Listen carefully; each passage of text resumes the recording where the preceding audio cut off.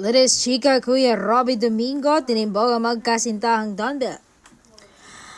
Kasagsagan ang may init na tanungan sa iba't ibang artist pero ang Donbel ay hindi mapigilan maglambingan sa isa't isa sa harap ng mga artist at mga media entertainment. Kwento ni Kuya Robby, they're supposed to be answering serious journalist question about their next project individually, but Donnie is over here completely distracted by Belle, posing just to rub her knee and tell her he loves her boots. They will always be the best part of their dress jackets.